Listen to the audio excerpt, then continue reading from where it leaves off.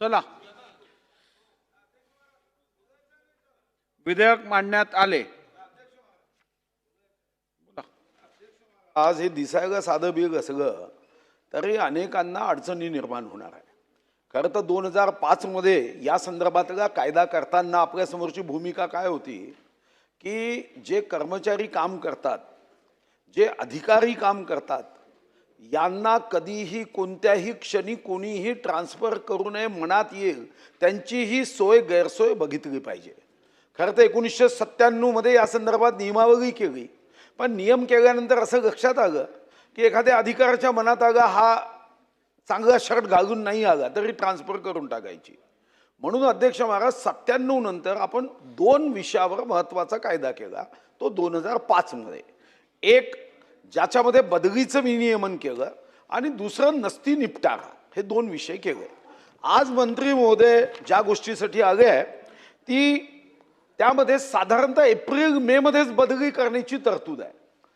आता जनगणना असल्याने 30 जून 2026 रोजी पर्यंत आसपास आपल्याला बदल्या करता येईल. अध्यक्ष महाराज, त्यांनाही परिवार आहे, कुटुंब आहे, गाव सोडावं लागतं, ॲडमिशन मिळत नाही. आणि मी माननीय मंत्री महोदयांच्या लक्षात आणून देतो, एवढा हट्ट आग्रह काय शासनाचा. खरं तर जेव्हा ही ट्रान्सफर तुम्ही आता थांबल्या, पुढच्या वर्षी करा, एवढं काय आकाश कोसळताय. आणि तुम्ही तसेही 30%च बदली एकूण पदाच्या करू शकता. अध्यक्ष महाराज, हा एक नियम जर तुम्ही आता थांबवला तर राज्याचे 100 कोटी रुपये वाचणार आहे. याचं कारण काय? अ ब क मध्ये आपण जेव्हा ट्रान्सफर करतो, 1 वर्ष तुम्ही नाही केल्या बदल्या, हे जनगणना आहे, हे अगं आपण असं समजू की हे इष्टापत्ती आहे, तुम्ही नाही केल्या बदल्या, 100 कोटी वाचेल अध्यक्ष महाराज. आम्ही 10-10, 5-5 कोटीसाठी मागणी करतो, आम्हाला मिळत नाही आहे. कारण बदलीचा दुसरा नियम आम्ही काय केला अध्यक्ष महाराज, TTA, ट्रान्सफर ट्रॅव्हलिंग अलाउन्स, हा द्यावा लागतो. तो साधारणतः त्याच्या पगारानुसार 30,000 ते 1,50,000 रुपयापर्यंत आहे. कंपोजिट ट्रान्सफर, संमिश्र बदली अनुदान द्यावं लागतं. मग त्याला वैयक्तिक आणि कौटुंबिक प्रवास खर्च द्यावा लागतो, घरगुती सामान वाहतूक खर्च द्यावा लागतो, दैनिक भत्ता व आकस्मिक खर्च द्यावा लागतो. अध्यक्ष महाराज, आता 1 वर्ष समजा जनगणनेमुळे तुम्ही महसूल विभागाच्या, बाकी विभागाच्या बदल्या मॅक्झिमम होऊनच गेल्या, महसूल विभागाच्या बदल्या थांबवल्या, त्याच्यानी काय अडचण येणार अध्यक्ष महाराज. आणि अध्यक्ष महाराज, यामध्ये आपण मॅटमध्ये कोणी जाऊ नये म्हणून हे बिल आणताय, बाकी काय. तुम्हाला तुमच्या मनासारख्या बदल्या करता याव्या, त्याच्या कुटुंबाचं, मुलांचं, मुलींचं काही झालं तरी चालेल. ते शिकताना सामान्य अधिकारी कर्मचारी जो पापभिरू आहे त्याच्या बदल्यांच्या संदर्भातला हा हट्ट आहे की 30 जूनला आम्हाला अधिकार पाहिजे. आणि दुसरं अध्यक्ष महाराज, एक मी आपल्या गोष्ट लक्षात आणून देतो, खरं तर या कमिटीचा मीही सदस्य होतो. अध्यक्ष महाराज, कायदा तेव्हाही आपण फ्लेक्झिबल केला आहे. एखाद्याची तक्रार असेल, तो बदमाश असेल, पैसे घेतल्याशिवाय काम करत नसेल, तर या कायद्यामध्ये त्याची बदली तर दर महिन्यानी तुम्ही करू शकता. आणि एखादा खूप प्रामाणिक असेल, ज्याचा त्रास तुम्हाला होतो, त्याची बदली तुम्ही करू शकता. आपण तुकाराम मुंडेंच्या बदल्या पाहिल्याच आहे. त्यामुळे या कायद्याने कोणाच्या बदलीमध्ये अडचण येत नाही. फक्त तुम्हाला भीती काय आहे की 30 जून ही मुदत आता कायद्याच्या चौकटीत एप्रिल मे आहे, आणि मग आपण आता जर बदली केली, मोठ्या प्रमाणावर बदल्या केल्या, तर मॅटमध्ये जाऊ शकतात. हाच भाग आहे. माझी माननीय मंत्री महोदयांना खरंच मनापासून एक विनंती आहे की अध्यक्ष महाराज, की तुम्ही कायदे करताना बदली करायचे अधिकार पाहिजे, पण नसती निपटाराच्या संदर्भात एकही शब्द नाही, त्याच्यामध्ये फेरबदल नाही. भाऊ, हा, हे बिल सुधारणा विधेयक आहे. हो ना, मी सुधारणा विधेयकावर नियम तर आपल्यालाही माहित आहेत. मी त्याच्यावर सुधारणा विधेयक म्हणजे अमेंडमेंट बिलच्या वेळेला तुम्ही मूळ बिलावरती बोलू शकत नाही. मी मूळ बिलावर बोलतच नाही. मूळ बिल जे आहे ते अध्यक्ष महाराज, मी 30 जून वरच बोलतोय. मी अध्यक्ष महाराज स्पेसिफिक 30 जूनच्या मुदतीबद्दल बोलतोय की तुमचे 100 कोटी वाचेल हे बिल आणण्याची आवश्यकता नाही. नंबर 1. नंबर 2, मूळ बिलामध्ये तुम्हाला जेव्हा केव्हा बदली करायची आहे ती करण्याचा अधिकार आहे. फक्त स्पेसिफिक कारण सांगावे लागतात. त्या बदलीच्या नसतीवर तुम्हाला लिहावं लागतं. माझा फक्त माननीय मंत्री महोदयांना एवढंच म्हणणं आहे स्पेसिफिक तेवढ्याच मुद्द्यावर. मी नसती निपटाऱ्यावर जात नाही. फक्त मी प्रश्न विचारतोय की तुम्ही हे बिल आणण्याची घाई करता, मग नसती निपटाऱ्यावर का नाही आणत अध्यक्ष महाराज? एवढंच विचार. ठीक आहे मंत्री महोदय.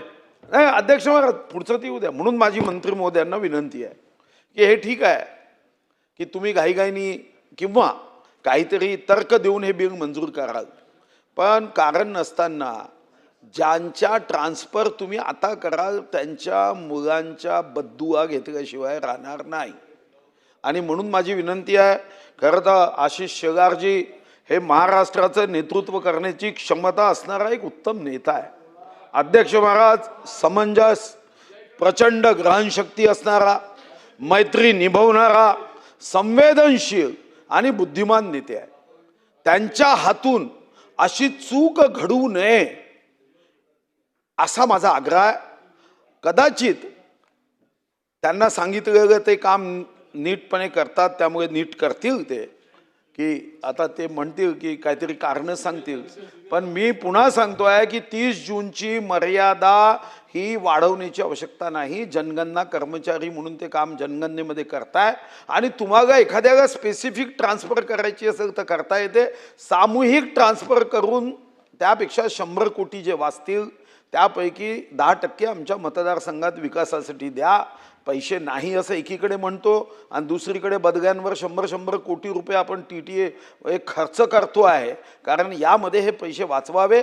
आणि मला विश्वास आहे की आशिष शेलारजींना या दृष्टीने माझी शुभकामना आहे की कधी कधी धैर्याने काम करायचं असते, धैर्याने ते काम करतील. जय भवानी जय शिवाजीचा मंत्र स्वतःच्या मनात पुटपुटूट ते काम करतील असा मला विश्वास आहे. पण या संदर्भात हे बिल मागे घ्यावं. यामध्ये काही सन्मान सरकारने मागे घेतलं म्हणजे आता काहीतरी अडचणी येतात असं नाही. आपण 30 जूनच्या मुदतीबद्दल हट्ट करू नका. नाहीतर ठीक आहे, चांदोबा आपण वाचत होतो विक्रमादित्य आणि वेताळच्या कथेनंतरही काही लोक हट्ट सोडतच नाही. तसं असेल तर माझी अडचण नाही. पण या बिलाच्या संदर्भात माझी आग्रहाची सूचना आहे की त्या छोट्या छोट्या शाळेत शिकणाऱ्या मुलांची बद्दुआ घेऊ नये.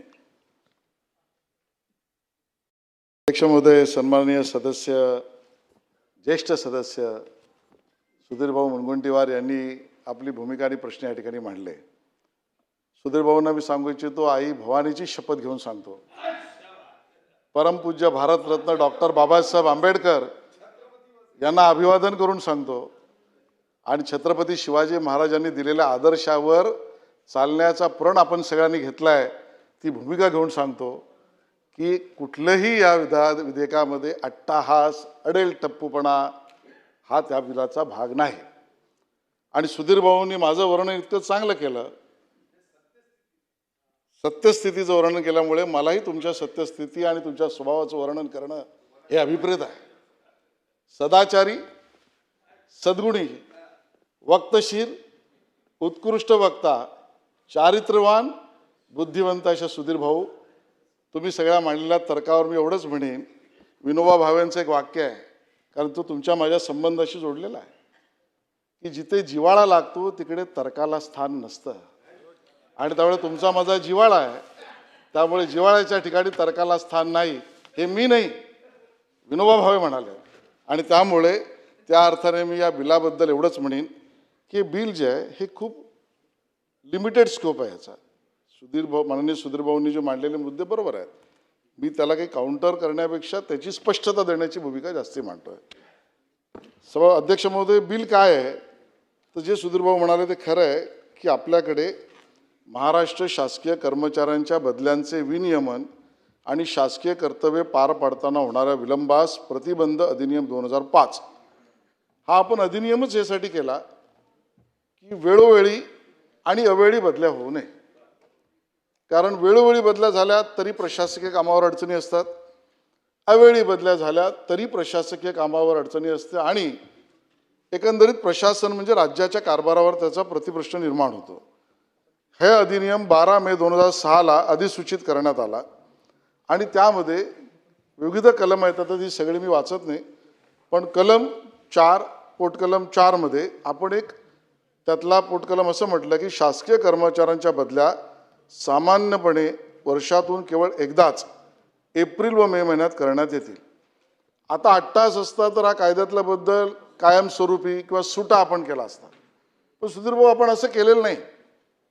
आपण काय केलं की आपल्याला त्या ठिकाणी केंद्र सरकारच्या गृहसचिवांनी 11 मार्च 2026ला एक पत्र लिहिलं आणि त्यात केंद्र सरकारने असं सांगितलं की जनगणनेच्या कामासाठी नियुक्त कर्मचाऱ्यांच्या बदल्या करण्यात येऊ नये आणि 11 मार्च 2026च्या पत्राद्वारे सगळ्या मुख्य सचिवांना असं निर्देशित करण्यात आलं. आपल्याला याची कल्पना आहे की जनगणना 2027 यामध्ये पहिल्या टप्प्यामध्ये आपण जे करतो, जे काम पूर्ण केलं आहे ते हाऊस लिस्टिंग आणि हाऊस सेन्सस ही 2 कामं पहिल्या टप्प्यातली आपण पूर्ण केली. त्याचा कार्यकाळ होता 16 मे 2026 ते 14 जून 2026 मध्ये. आता 14 जून 2026 मध्ये ज्यांना अधिकारी म्हणून त्या ठिकाणी आपण या जनगणनेच्या कामाला नियुक्त केलं आहे त्यांच्या बदल्या केंद्र सरकारच्या गृह खात्याच्या निर्देशानुसार आपण रुटीनली करू शकलो नाही. मग या अमर्यादपणे पुढे नेणं का याला बदल्यांसाठी आपण इतक्या मर्यादेत या बदल्या करणं हे 2च पर्याय होते. आपण जर अमर्यादपणे जसं सन्माननीय सदस्यांनी सांगितलं की नाही केल्या बदल्या तर काय होईल अशी भूमिका घेतली तर सर्वात प्रथम तर आपल्या कायद्यामध्ये बदल्या प्रपोज केलेल्या किंवा करणाऱ्या कॅन्सल करण्याचा अधिकारच नाही. हा झाला एक भाग. दुसरा भाग, याच कायद्यामध्ये अध्यक्ष महोदय बदल्या अपवादात्मक स्थितीमध्ये कधी करता येईल 5 प्रकार आहेत. हा अधिनियम कोणाला लागतो त्याची स्पष्टता कलमामध्ये आहे. त्यानंतर सामान्य कालावधी प्रत्येक बदलीचा काय याची स्पष्टता आहे. मी गट अ, गट ब, गट ब, गट ड या सगळ्याचं विश्लेषण मांडत नाही त्याची स्पष्टता आहे. बरोबरीने बदलीचा पदावधी सर्वसाधारण कधी असू शकतो याची स्पष्टता आहे. बदल्यांना या दिलेल्या मर्यादेपेक्षा अपवाद आणि मुदतपूर्व बदली कधी करता येऊ शकते याचाही स्पष्टता आहे. आणि बरोबरीने पदावधी वाढवण्यासंदर्भामध्ये ज्याचा उल्लेख आपण केला की 1 वर्ष नाही केलं तर काय त्याचेही निकष दिलेले आहेत. म्हणजे अगदी स्पष्ट सांगायचं झालं तर जो बदलीसाठी पात्र तथापि सेवानिवृत्तीसाठी 1 वर्षापेक्षा कमी कालावधी शिल्लक आहे अशाला आपण कंटिन्यू करतोच. कर्मचारी एखाद्या विशिष्ट कामासाठी तांत्रिक अर्हता व अनुभव धारण केलेला असेल, त्या पदासाठी योग्य असा बदली कर्मचारी उपलब्ध नसेल तर आहे त्याची आपण पदावधी वाढवतो. बरोबरीने कर्मचारी एखाद्या प्रकल्पावर काम करत असेल व प्रकल्प पूर्णतेच्या शेवटच्या टप्प्यात असेल तर त्याच्यासाठी सुद्धा पदावधी आपण वाढवतो. या सगळ्या मर्यादेमध्ये आता असलेल्यांना त्याच ठिकाणी कंटिन्यू करण्यासाठीचा सुद्धा अधिनियमात वाव आहे. अध्यक्ष महोदय, सरसकट अशा पद्धतीची भूमिका जर आपण घेतली तर संविधानाच्या प्रिअम्बलमध्ये समान संधी आणि समान न्याय याचं काय होईल हाही आपल्याला प्रश्न डोळ्यासमोर घेऊन निर्णय करावा लागतो. आणि म्हणून अशा बदल्या ज्या रुटीन आहेत, ज्या स्पेसिफिक सेन्सससाठी केंद्र सरकारच्या सेन्सस ॲक्टप्रमाणे त्या ठिकाणी 30 जूनपर्यंत पूर्ण करण्याच्या मर्यादा आपण घालून घेतलेल्या आहेत, त्याची अधिसूचना आपण जारी केलेली आहे. त्यातही ज्या बदल्या या विविध कारणांमुळे कलम 5 मधल्या पदावधी वाढवण्यासाठीच्या असतील ते त्याला एलिजिबल आहेतच. हा सगळ्या पार्श्वभूमीवर हा लिमिटेड विषय 30 जूनपर्यंत हा कार्यकाळ वाढवणाऱ्या पोट कलमातला संमतीसाठीचा आहे. माझी सभागृहाला आणि सन्माननीय सुधीर भाऊंना विनंती आहे, हट्टही नाही, अट्टाहासी नाही, अडेल टप्पूपणा नाही आणि बेटप्पूपणा पण नाही, आपल्या सहकार्याने आपण हे बिल मंजूर करावं अशी माझी विनंती आहे. तुमचं उज्ज्वल भविष्य आहे. फक्त एकच सूचना आहे, मी पुन्हा आग्रही मागणे, जनगणनेमुळे तुम्ही ह्या बिलामध्ये दुरुस्ती आणताय की जनगणनेमध्ये ते लोक काम करताय, कडक उन्हात काम करताय, पावसात काम करताय, राष्ट्रीय कर्तव्य पूर्ण करताय आणि राष्ट्रीय कर्तव्य पूर्ण केल्यानंतर त्यांच्या नशिबात काय तर बदली. माझी आपल्याला आग्रही सूचना आहे, हे आता एक नवीन चांगलं फॅड झालं आहे की चांगलं काम करणाऱ्यावर अन्याय करण्याची एक नवीन पद्धत आपण विकसित करतो आहे. तर ही सर्व ठिकाणी आहे, ठीक आहे, ती राजकारणातही आहे, काही अडचण नाही. आता फक्त माझी सूचना एवढी आहे की तुम्ही 30 जूनपर्यंत मुदत वाढवून घ्या. पण मी पुन्हा तुम्हाला एक विनंती करतोय की प्रत्येकाला एक कुटुंब आहे, त्याच्या लहान मुलं आहे, ॲडमिशन आहे, त्यांना कधीतरी त्यांनी बिचाऱ्यांनी जनगणनेत काम करायचं, मग त्याला काढून टाकायचं. तर तुम्ही फक्त 30 जूनच्या अगोदर जेवढे विनंती बदलीचे अर्ज येतील तेवढ्यापुरतं मर्यादित ठेवा बदल. बस ज्याचे येतील अर्ज, ज्याला असं वाटतं की माझी बदली, तेवढे अर्ज. पण सरसकट केल्याने नुकसान काय होतं त्यांच्याही मनात येतं की कधीही काहीही आम्ही इतकी मेहनत केली, राष्ट्रीय कर्तव्य पूर्ण केलं आणि आमच्या नशिबात काय, तर म्हणजे यांनी स्पेशल कायदा बदलवून सूड घेण्याचा एक मात्र कार्यक्रम केला. अरे आमचा घ्या ना सूड, पण त्यांचा कशाला घेता. धन्यवाद.